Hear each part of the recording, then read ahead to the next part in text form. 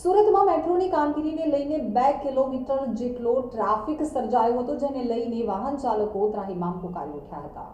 સુરત શહેર આજે મધ્ય ભાગમાં 3 કલાક માટે થંભી ગયું હતું. મજૂરા ગેટથી રિંગ રોડ સુધી 2 કિલોમીટરનો ટ્રાફિક જામ સર્જાઈ ગયો હતો.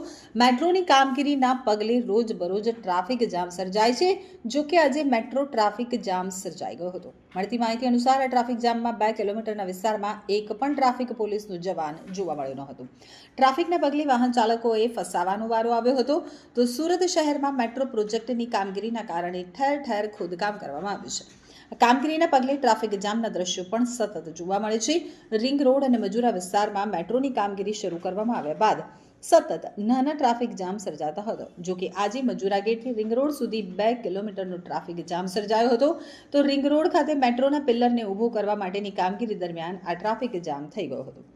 2 કિલોમીટર વિસ્તારમાં સર્જાઈ ગયેલા ટ્રાફિક જામમાંથી વાહન ચાલકોને બહાર નીકળતા અડધો કલાક જેટલો સમય લાગ્યો હતો. મજૂરા ગેટથી રિંગ રોડ સુધી આજે આકાશી દ્રશ્યો સામે આવ્યા છે. તેમાં રોડ ઉપર વાહનોના થપ્પા લાગી ગયા હોય તેવું લાગી રહ્યું છે. 2 કિલોમીટર વિસ્તારમાં આવતા 2 બ્રિજ અને નીચેના રસ્તા ઉપર પણ ટ્રાફિક જામ જોવા મળ્યો હતો. ટ્રાફિક જામના પગલે 108 એમ્બ્યુલન્સને પણ ફસાવાનો વારો આવ્યો હતો. તો મેટ્રોની કામગીરીના પગલે આ વિસ્તારમાં રોજબરોજ ટ્રાફિક જામ થાય છે. આ બાબતે તંત્ર પણ જાણવા છતાં જાણે કે અજાણ બનતું હોય તેવું લાગી રહ્યું છે. નાનો ટ્રાફિક જામ હોય તો સમજ્યા, પરંતુ આ રીતના જ્યારે 2 કિલોમીટરનો ટ્રાફિક જામ સર્જાય ત્યારે પણ કોઈ ટ્રાફિક પોલીસનો જવાન નજરે પડતો નથી. તો આજે આ સર્જાયેલા 2 કિલોમીટરના ટ્રાફિક જામને દૂર કરવા માટે એક પણ ટ્રાફિક પોલીસનો જવાન આવ્યો ન હતો, જેના પગલે લોકોને હાલાકીનો સામનો કરવો પડ્યો હતો.